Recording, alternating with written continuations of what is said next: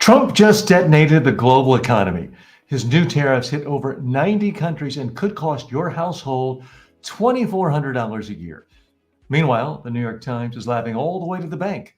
Subscriptions and ad revenue are way up thanks to names, games, gossip, and generative AI lawsuits. And here's the real national emergency. Americans, especially kids, are getting over half their calories. That's right, over half from ultra processed garbage food. In Texas, it's not just political theater anymore. Democrats are on the run and are facing bomb threats, FBI calls, and potential expulsion, all for protesting Trump's gerrymandering map. And finally, Epstein memes are now a Democratic weapon. From Muppet videos to meme bots, the left is finally trolling like the right, and Trump's base is not laughing.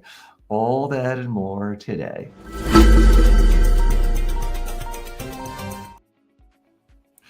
All right, lots of fun coming up today. A lot of big stories. Appreciate you joining me. I'm TJ Walker. This is the CommUniverse, where we look at the top business stories, technology stories, and culture stories of the day and analyze it through the filter of communication skills, all with the goal of building your personal success. That is what we're all about right here. So I appreciate you joining me today. We have lots and lots of fun for you. Let's delve right into the first story. Trump's tariff tsunami hits 90 plus countries. Economists warn of $2,400 cost to U.S. households on average. This is according to the New York Times. President Trump's sweeping new tariffs took effect just after midnight, hitting more than 90 countries and pushing the average U.S. tariff rate to more than 18%, the highest level since 1934. Trump says it's about fairness, jobs, and American manufacturing. But economists say Americans are about to feel the pain in their wallets and at the checkout line. Nations like Brazil and India are now facing tariffs as high as 50%, while Taiwan and dozens of others face 15 to 20% import taxes. Some countries cut last-minute deals, including the EU, Japan, and Vietnam, but the details are murky at best. Trump also floated a 100% tariff on foreign semiconductors unless companies like Apple invest more in U.S. chip production. So there were some exemptions there. Meanwhile, economists are sounding the alarm. Yale researchers estimate the average U.S. household will pay an extra, $2,400 a year. And Moody's says the country may be entering a stagflation-esque slowdown. Sluggish growth and rising prices. Trump insists costs are way down and unprecedented growth is coming. But hiring slowed sharply in July, and businesses are already burning through stockpiled goods. The New York That's it for right now on this story. So what's the real message here? The message is Trump is saying to the world, hey, we're the richest country in the whole world. We're doing better than everyone else. And that's not good enough for us. So we want to stick it to you countries that are not doing as well. And we really don't want your business because we think we can go it alone. Well, that's a message that may play to one person and the followers, the cult members of that one person, but it's not flying around the world. True, we're not in a depression right now.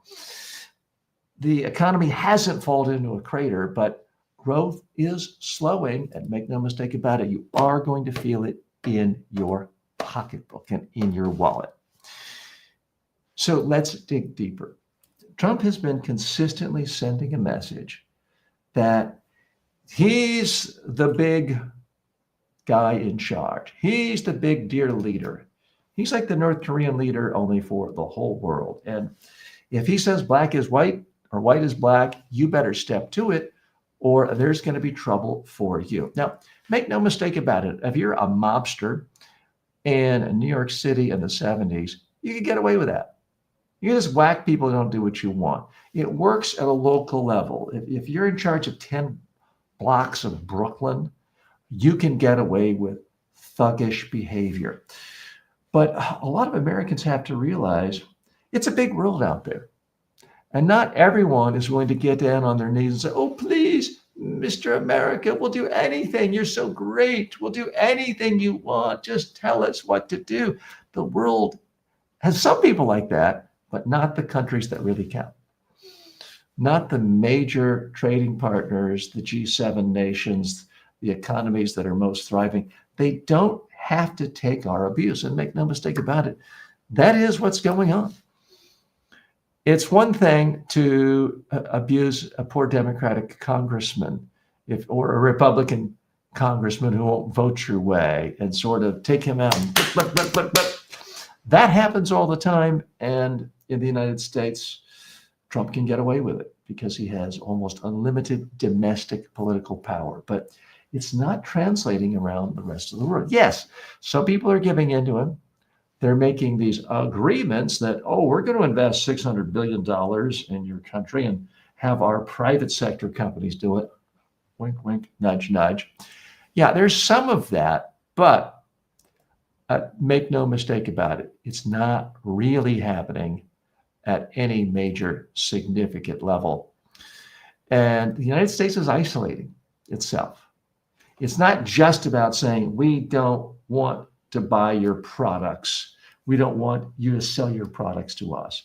It's about saying, we don't want your people to come visit our country because we might throw them in jail or send them to Alligator Alcatraz while they're here. It's about saying, we don't want you to send your best and brightest students to study at our universities, to get PhDs in artificial intelligence. We don't want you anymore because we're so good, although our own native gene pool is so good. That is the message coming out of Washington these days. And it shows a complete misunderstanding of everything that made America great. What made America great is we were the place that took the brightest minds from anywhere in the world and said, yes, come to our universities, come to our colleges, start businesses here. You don't speak English? That's okay. Come and we trust that you'll learn.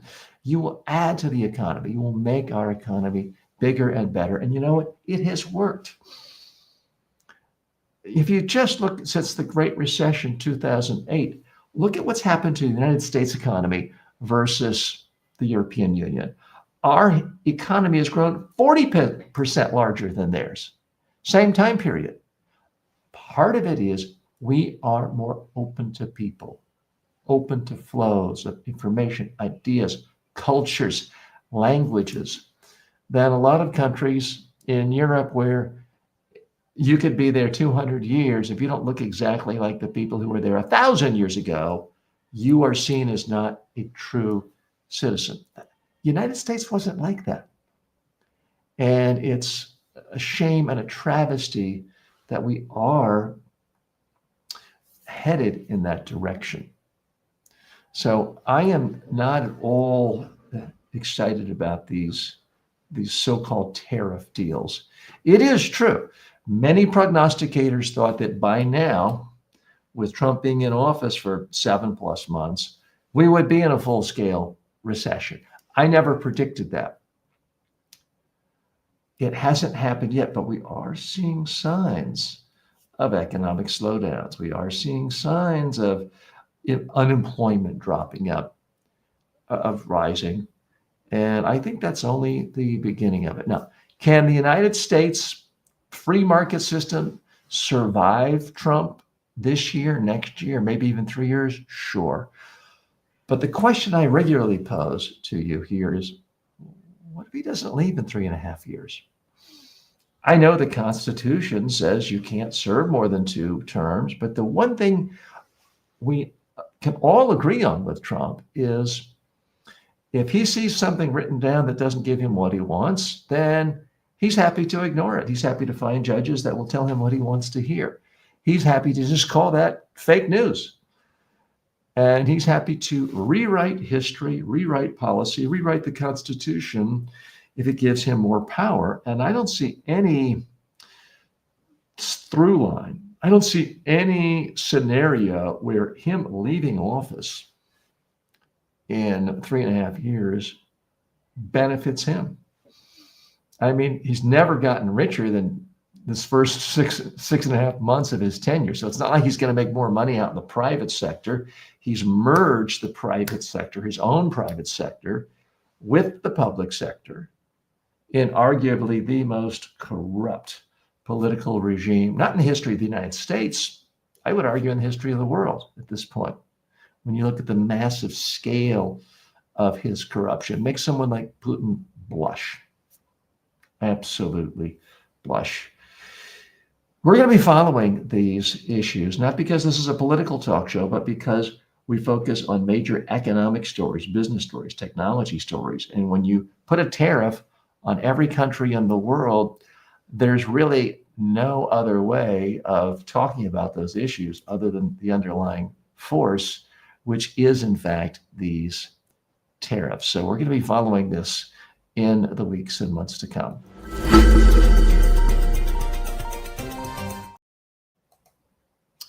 Issue 2. This is a little more positive and upbeat, arguably. The New York Times revenue surges nearly 10% in digital growth, and ads fuel the climb. According to the New York Times, the company's revenues jumped 9.7% in the second quarter, driven by a sharp rise in digital subscriptions and ad sales.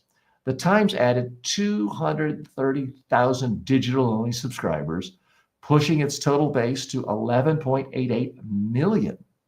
Print subscribers dropped again, no surprise, to 580,000, but digital advertising soared up to 18.7%, with big growth in gaming, sports, and the athletic, which finally turned a profit.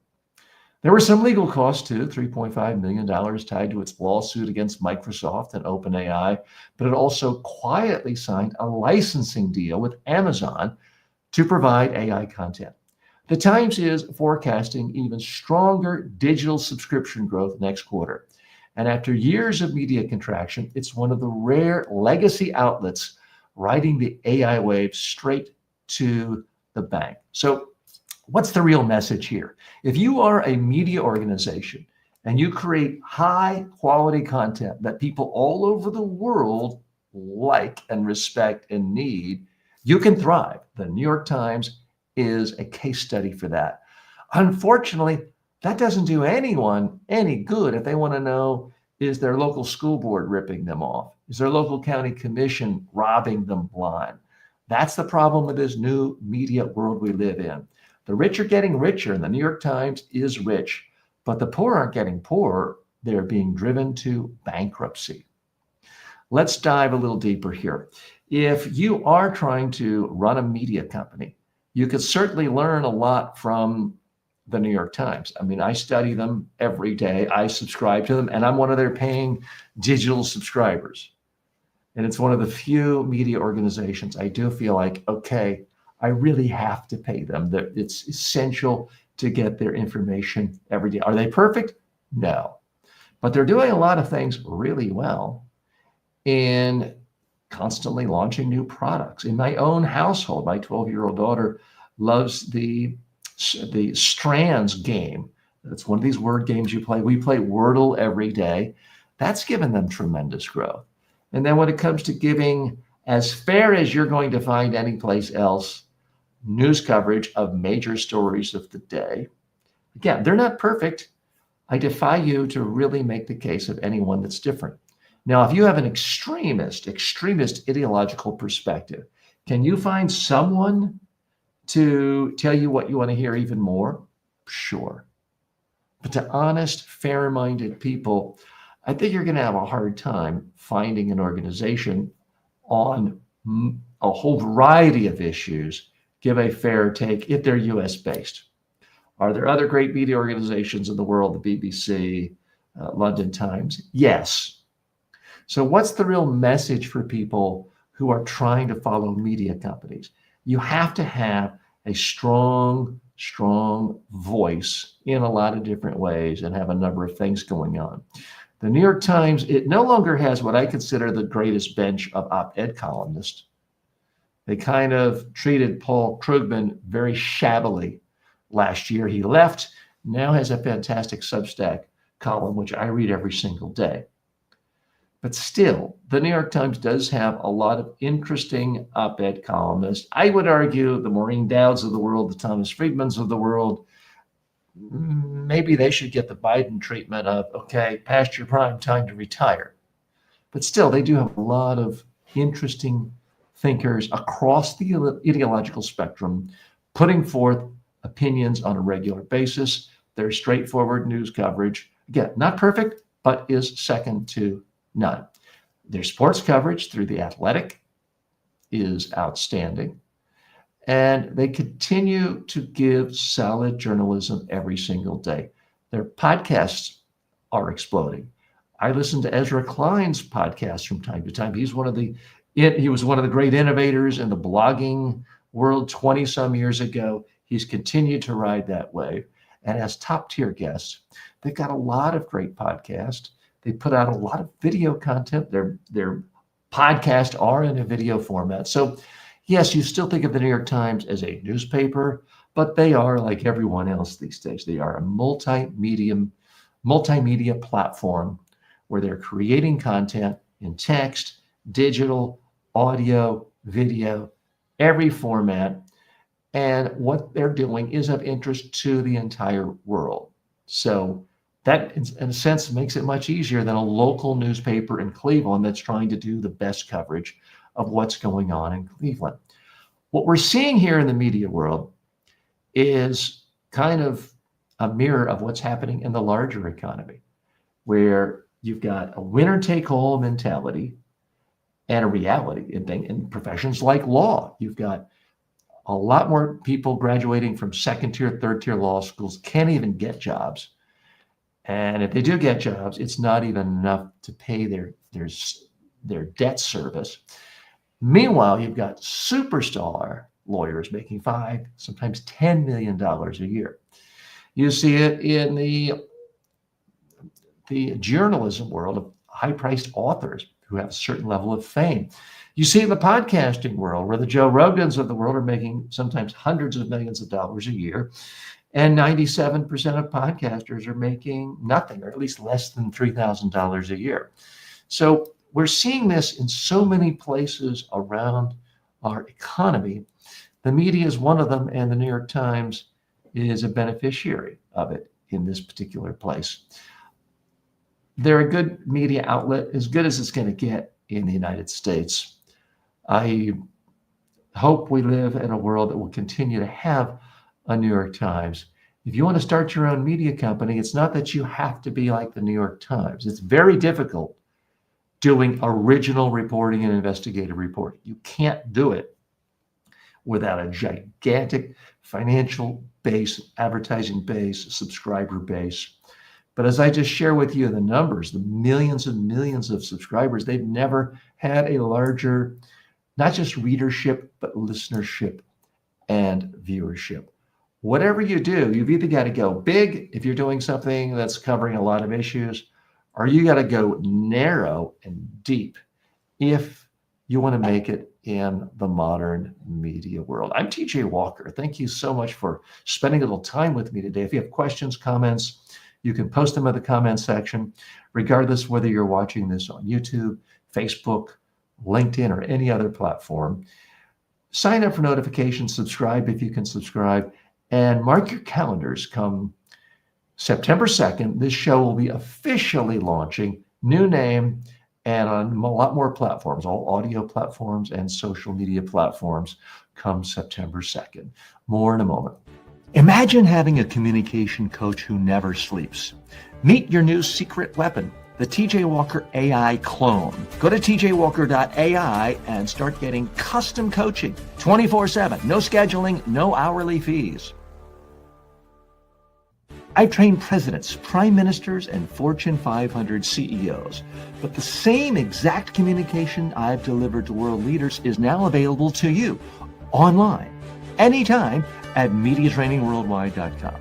Whether you're speaking on camera, pitching a client, or handling a crisis, you need these tools. These aren't fluffy motivational videos. They're practical, battle-tested techniques to help you speak clearly, competently, and persuasively. Go to MediaTrainingWorldwide.com and take your communication to the next level. Got feedback or a question for me? I actually read them, and if you send one, I'll send you a free mini course as a thank you. Just head to tjwalker.com/feedback. Ever wish you could just ask me your question live? Now you can. Every week I go live with members only. On YouTube, it's called TJ Live. I review pitches, fix presentations, and answer your questions on the spot. It's interactive, personal, and hands-on. If you want real-time coaching in a small group setting, go to tjwalker.com/live and become a member. This isn't passive content. It's a two-way conversation. Want to make sure we stay connected even if YouTube deletes me again? Join my newsletter at substack.com/@TJWalkerSuccess. It's free, fast, and packed with exclusive insights. CDC says over half of U.S. calories now come from ultra-processed foods. According to a new CDC report, Americans are getting 55% of their calories from ultra-processed foods, and that number jumps to nearly 62% for children. The worst offenders, teens and young adults aged 12 to 22. Among adults, those aged 19 to 39 consume the most at 54.4%. Health Secretary Robert F. Kennedy Jr. has tied ultra-processed food to rising rates of obesity, diabetes, and heart disease. His Make America Healthy Again commission is calling for schools and parents to step up. There's a small silver lining. Since 2013, ultra-processed calorie consumption is down slightly, but only by 2 to 3%. Nutrition experts are calling for less marketing of these products to kids, changes in school meals, and better parent education. But as long as processed snacks are cheaper, flashier, and everywhere, the numbers won't budge. Okay. I don't mean to sound like I'm saying Kennedy's doing a good job. On this issue, he's okay, but that is more than offset by all the horrible things he's doing with vaccines. So what's the real message here? Once again, top scientists, researchers in the world are telling us, stop feeding yourself processed garbage all the time. You're killing yourself. You're killing your kids. We're actually seeing average life expectancy go down rather than up, which is a first that we're seeing in the last 100 years, other than times of war. And at the moment, there are not even any huge pandemics. We're eating ourselves to death. And we can point fingers at Washington or here or there. You're going to have to take responsibility for yourself. I'm sorry, because politicians are not going to protect you. The number one way to protect yourself, when you go to the grocery store, look at a label. If it's got a label, don't buy it. Buy real food in the produce section, in the seafood section. If it's got 10, 20, 30 ingredients, if it's got a lot of OSE at the name of the chemicals, don't buy it. And do this. Drink more water, not more sugar water and garbage. That's the real message here. Okay, let's dig a little deeper. I did a story like this just the other day, and yeah, you see stories like this from time to time. The problem is, most of us see these stories out of the corner of the eye. Oh yeah, junk food's bad. Meanwhile, corn chips and Doritos, and hey, but it's a party, or hey, it's someone's birthday. Hey, it's the weekend. I'm on vacation.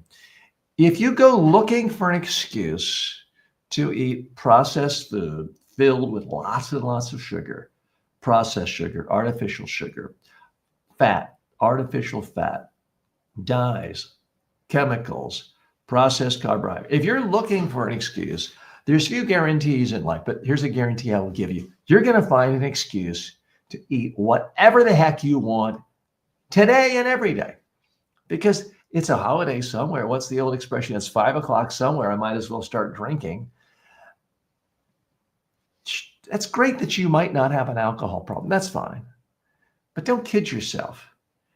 If you say, well, I never drink before 5, but you're eating junk food all day long, and you're drinking cappuccino lattes with 10 ounces of sugar in it, what you're doing to your body is as bad or worse than if you drank booze all day long. It really is. So don't kid yourself. We see these stories. It's been twice this week that I brought it to you. The problem is, okay, you're hearing about it twice this week for a minute or two, but every single day, thousands of times, literally thousands of times a day, you're being bombarded with a Coke ad, with a billboard, a McDonald's golden arches as you drive down the highway. You might see an ad right here on this page that I can't control, even though I try to keep fast food ads off of my content. It's on every web page. It's in Gmail. It is on Google. It's on Facebook. You're going to see ads all day long. It's on billboards. It's on the blimps that go over you. Every single day, you are bombarded by about 10,000 marketing messages in general. Thousands of those are for junk food. If you doubt me, the next time you watch any kind of live sporting event, just count how many things are they selling you that are really about highly processed food. I understand almost all food has some processing. If you roast or steam a piece of broccoli, that's processed food, but it's so lightly processed, it's not doing any damage to you. It's not harming the nutritional value. But if you take that same piece of broccoli, dip it in breadcrumbs made of Oreos, deep fry it, and then pour chocolate sauce all over it, yeah, at least to some people that will be tastier. It's going to be tastier, but it's going to be so extraordinarily processed. It's going to be bad for your cholesterol. It's going to be bad for your heart. It's going to be bad for everything. And it's certainly going to be robbed of any nutrition that can help your body. And that's really the problem we face in the modern world. It's two positive messages reminding you, don't eat junk food. And of the 10,000 messages you day, probably 6,000 of them are encouraging you to eat some form of highly processed garbage food. Again, I don't mean a simple piece of corn with a little salt and pepper on top. That's processing of sort. That's not what we're talking about. We're talking about the highly processed, the fried, the processed carbohydrates with that bliss point magic moment of it melts in your mouth. When it melts in your mouth, you can't stop eating, which means you got to buy more, which means the producers and the shareholders of Lay's Potato Chip Company get more money. Good for them. Bad not only for your waistline, but for your heart and your longevity. So please do what you can to just not buy junk food. Look at your grocery cart and ask yourself, do you truly want your body to be constituted from the junk you put in your shopping cart? Chances are no. That is the perfect time, and I mean the absolute perfect time to get rid of it is don't put it in the cart in the first place. Once you've bought it, brought it home, and it's sitting on the counter, the battle's over. The fast food companies have won. The junk food companies have won. They're more than happy to have you practice all your mindfulness and all your willpower tips. If you buy their food first and just get it in the refrigerator, just get it in the counter, they're like, okay, do whatever you want. Fool yourself. Maybe you can go a day without eating it, but when it's there, someone in your family is going to start munching more, getting more of an addiction, and buying more. That makes them richer and you less healthy and more likely, unfortunately, to literally die. Democrats face bomb threats and legal attacks as walkouts escalate. These are Democrats in Texas. According to the New York Times, the pressure on Texas Democrats who fled the state to block redistricting has exploded. It is just off the charts. After receiving a bomb threat at their Illinois hotel, Many of these Democrats now face calls for FBI arrests, threats of removal from office, and even criminal investigations. Attorney General, the Texas Attorney General, Ken Paxton, is targeting walkout leader Representative Gene Wu for removal. Governor Greg Abbott wants the Texas Supreme Court to vacate Wu's seat, and Beto O'Rourke's group, Powered by People, is under investigation for allegedly funding the walkout. Democrats are holding strong for now, hoping to outlast the special session. But if even a few of the 54 Democrats return to the Texas Capitol, the GOP gets the quorum they need. Meanwhile, Republicans are ramping up the pressure, not just legally, but politically. Cornyn and Paxton are locked into a Senate primary and trying to out-tough each other. National Democrats are using the moment to push back on redistricting nationwide. But this standoff could shift quickly from political drama to courtroom showdown. So that's what's going on in Texas. So what's the real message here that the Texas Republicans are sending Democrats and America? The message is this: we don't care about democracy. We have power. We have a lot of power. We now want all the power. And if it's not nailed down, we're going to steal it. Now, the whole issue of gerrymandering is, let's say you've got a state that is 60% one party, 40% another. What you can do is put all of the people in that one party in a few districts where it's 100%, and then give, say, 45% of that party in all the other districts. So you have a situation where one party may only have 55, 60% of the voters, but they're going to get 95% of the members of the House of Representatives. It's obscene, it's absurd, it's not democracy, but it is how the totalitarian mind thinks. So that's the bottom line of what the real message here. Let's go a little bit deeper. This is being pushed by Trump. It's being pushed from the White House, very similar to what he did in the 2020 elections, where he called up the Georgia election supervisors, get me another 11,000 votes. He's now telling Republican leaders around the country, get me more members of the House of Representatives, because there's only a handful more Republicans than Democrats in the United States Congress. By every traditional metric, no matter how successful a presidency you have, no matter how popular you are, and this is not a popular president, he's actually the least popular president at this term in his office than any modern recorded president in terms of public polling. So it would be normal for someone in this political situation to lose a dozen or two House members. For someone this unpopular, it's more likely to lose 30 or 40 seats. So Trump, in this regard, is no dummy. He's like, I could really lose. Once I lose control of the House, my legislative agenda is gone. Plus, they might start doing their duty and actually impeaching me. Now, he's not worried about being convicted by the Senate, really, no matter what happens. But I don't think he really wants to watch the United States House of Representatives hold hearings, especially about, you know who, Jeffrey Epstein, and impeach him on that. And they certainly could in early 2027 if the Democrats regain control of the United States House of Representatives. So that's what's going on here.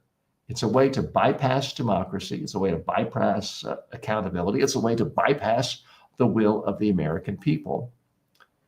And Trump is very upfront about it. He's like, whatever the norm of decency held by all political parties, and certainly by Republicans, Democrats in the last 100 years, let's take that norm, ball it up, and throw it in the garbage can.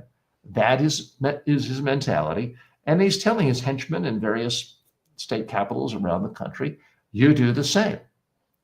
And if you can steal 5, 6, 7, 8, 10 members of the House for me to become members of my cult, please do so. In fact, I order you to, or I'm going to condemn you otherwise. That's the message coming from Washington now. And to be clear, nobody's a 100% purist on this issue of how you draw lines for who gets what congressional districts. There's always going to be someone who feels like they were left out or they were discriminated against. And yes, it's true, Democrats have sometimes drawn lines that were more favorable for them, but nothing, absolutely nothing that could compare to the current proposal in Texas, where they would essentially eliminate not one, not two, but five Democratic House seats. That would be extraordinary to see that kind of change happening. Now, Governor Newsom of California is saying, well, I'll fight back. And you're seeing the governor of Illinois do the same. In fact, he is currently sort of housing and protecting the Texas Democrats who fled to Illinois. But now we're seeing something that is really new. This whole issue of members of one party leaving a state to prevent another party that dominates the state capitol from having quorum, that's been done before. There's nothing new about that, and it's an extreme tactic, but often an extreme tactic in reaction to an extreme measure. But what's new here is the Republicans say, we're just going to simply remove you from office. That is new. That is dangerous. That is anti-democratic. It's authoritarian. And it's the stuff of which 1930s fascism was made of. And we're going to be looking at this more and more closely in the coming days. But it's getting ugly, my friends. It really is. I'm TJ Walker. In this show, what I try to do is analyze the top business stories, technology stories, media stories, and culture stories. Analyze it through a filter of communication skills in order to help you become a better communicator, to be more successful in every aspect of your professional life as well as personal life. That's what we're about. More in a moment after these commercial words. The CommUniverse has room for a few select sponsors. If you're legit, no crypto, no sugary drinks, no scams, just real value. Inquire now at tjwalker.com/advertise. Imagine being the most confident person in the room, whether you're on Zoom or on stage. That's what thousands of professionals are learning to do right now through my online communication courses. At Media Training Worldwide, you can access my complete training library on demand, affordable, and actually effective. Whether you're preparing for media interviews, client presentations, or TED-style talks, I've got you covered. Check it out, MediaTrainingWorldwide.com. You'll never wing it again. Want to support the show? Skip the ads and buy me a coffee. That's buymeacoffee.com/TJ Walker. Want direct access to me live? Want to unlock bonus episodes, behind the scenes takes, and full access to my premium courses? Then become a member today. Just go to tjwalker.com/members and choose your preferred platform, YouTube, Patreon, whatever works for you. This isn't just another subscription. It's a full access pass to the tools, coaching, and content that can transform your communication and career. tjwalker.com/members. I'll see you inside. Want more? Grab my 5-book success library for $9.95 at tjwalker.com/books. It's the fastest way to level up your communication. For years, people have asked how they could get one-on-one coaching from me inexpensively. Well, now you can, anytime, anywhere with the TJ Walker AI clone. It's like having me in your pocket, ready to help you prep for a speech, polish a pitch, or calm your nerves before a big meeting. You talk to it, it responds like I would, based on my real-world coaching of thousands of leaders and communicators. Check it out at tjwalker.ai. It's not just smart, it's personal. Okay, welcome back. Democrats go full meme mode on Epstein, and it's making Donald Trump squirm. According to the New York Times Magazine, Democrats are now using memes, parody, and just down and out mockery of Donald Trump in a way that is unique for Democrats. The Republicans have been really, really good at that for quite a while, and now they're getting a taste of their own medicine. More on this in just a moment. Okay, the Democrats are now using memes, parody videos, and trolling tactics usually associated with MAGA to pressure Trump over his associations with Epstein. They're being very upfront about it. They are being attacking. And I got to tell you, I'm enjoying it.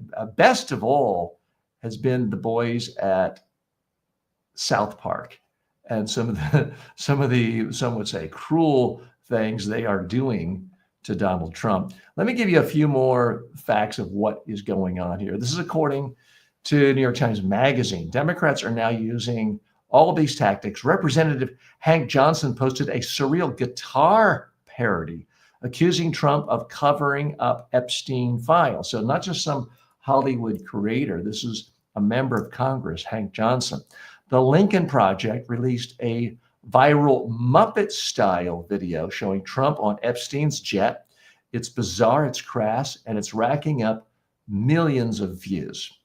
The bot account at Trump Epstein bot taunts Trump daily with the same post. No, a reference to his failure to release the Epstein files he once promised. Even mainstream Democrats like Chuck Schumer and Bernie Sanders have joined the call for transparency. And while some voters may cringe at the tone, others are thrilled to see the left finally fighting back using the same playbook. For a party that's often accused of being too serious and too slow, this marks a striking shift. And for Trump, it may be the rare meme war he didn't start and cannot control. So let's talk about this a moment, friends. Donald Trump, you could say, well, this isn't fair, this isn't nice. Let's not forget, Donald Trump's entire rise to power came by spreading conspiracy theories. He was the guy who spread the theory that Barack Obama wasn't a real American, wasn't a legitimate president, was not born in America, did not have an American birth certificate, and was born in Kenya. That's how Trump really rose on the national political scene. It was a lie. It was proven to be a lie. He was told it was a lie. And he said, I don't care. It's getting me applause everywhere I go. So I'm going to keep doing it and keep doing it because I just love attention. And he didn't stop there. There have been very few major conspiracies in the last decade he hasn't trumped up and pushed further out into social media, especially if it somehow could make a Democrat or a liberal or progressive or a centrist look bad. The odd thing is he continued doing that even with Epstein, given the fact that nobody has a closer known association with the pedophile Epstein than Donald Trump himself. And what I find fascinating is Trump is the master at changing the narrative. He's the master at changing people's focus, getting them to give attention to what he wants. Normally says, oh, you think this is bad? I'm going to do something 10 times worse here. He hasn't been able to do that this time. Causing massive tariffs. Yeah, maybe change the topic, the headlines for a few hours. Threatening to take away Rosie O'Donnell's citizenship. Okay, that changed the topic for about 5 minutes. Telling Major League football teams and baseball teams they have to go back to using offensive mascots. You probably forgot that. I almost did. That changed the subject for about 5 minutes. It just keeps coming back. And it's the rare issue where the people who love Trump more than anything, the true cult members, also love conspiracy theories more than anything. So they just love this idea that Epstein was the center of this world where all these elite people got around to do things like destroy the water system with fluoride and create vaccines that kill people. And then they spent all their free time having sex with children and molesting children. To so many of Trump's base, that is almost a religious principle. And Trump promised them, oh, we're going to release the files. We're going to show you everything. He didn't do it. And he's lied. It's not just that he's lied about it, because that's kind of baked into everyone's assessment of Trump. So the one thing anyone can agree on, any fair-minded person, left, right, center, Trump lies about everything. The problem for Trump has been the lies change every single day about Epstein. I mean, at one point it was almost like I never even heard of the guy. And then it was like, oh, I didn't think highly of him. Not a classy guy. And then it was like, well, when he got these charges, I backed away from him. And then it was, well, we had a falling out over a real estate deal. And then it was, no, that wasn't it. I didn't like him because he was poaching my employees. And then it was like, well, he was inappropriate towards one of the members of my club. And then it turns out it was really, okay, I had a hot 16-year-old working for me at Mar-a-Lago, and Jeffrey Epstein took her and turned her into one of his sex slaves for years. And she eventually killed herself. Virginia Giuffre, I'm talking about. So the story has changed every single day. That's not how you get a scandal to go away. And that has been Trump's strategy, and it hasn't worked. And it leads not just me, but other fair-minded people to ask, what's different about this? Because here is a guy who you convict him of 33 felonies, and he's like, bring it on. Give me more. I got nothing to hide here. I love it when you guys do this. Makes me look good. He's not bothered by traditional law enforcement and having the name of felon on his record, something that would make most people ashamed and slink off the public stage forever. He wasn't bothered by that. He's not been bothered by accusations of all the fraud he's committed in his own career. He wasn't bothered by the fact that he caused an insurrection, was basically guilty of sedition. A police officer was dead because of the January 6th riots that he fomented back in 2020. So blood on his hands, killing indirectly a police officer. He got no problem with that. Seems to be proud of that. Abusing women, some 20-some women have accused him of abuse, harassment, sexual abuse over the years. They're all liars, and I like being able to go into the dressing room of the young girls at the Miss Universe and Miss Teen USA contest, no problem. That didn't bother him. But suddenly something about Jeffrey Epstein, I don't want to be associated with it. Hardly ever knew him. Not my kind of guy. It makes you wonder, what did he do that was worse than all these others? And back to E. Jean Carroll, let's not forget. A judge basically said, okay, we're not officially convicting him of rape, but in so many words, by most people's common definition, that's what occurred. He sexually abused E. Jean Carroll. That didn't seem to bother him at all. He said, bring it on. She's just trying to sell books. I'm going to keep trashing her no matter what. That didn't seem to bother him. So it makes you wonder, if committing felonies doesn't bother him, and now he's so bothered by this Epstein association, the Epstein files, and what's in it. If he's so bothered that, then logic would lead you to deduce it's got to be worse than garden variety 34 felonies. It's got to be worse than stealing government documents. It's got to be worse than fomenting a civil war against your own country, which he did January 2nd. It's got to be worse than physically assaulting, and by some people's definition, tantamount to rape. It's got to be worse than that. So what are the things that are worse than all that? I mean, I don't think he murdered somebody with his own bare hands. I don't think that. I don't think he is guilty of necrophilia or bestiality. I mean, those to some people would be worse.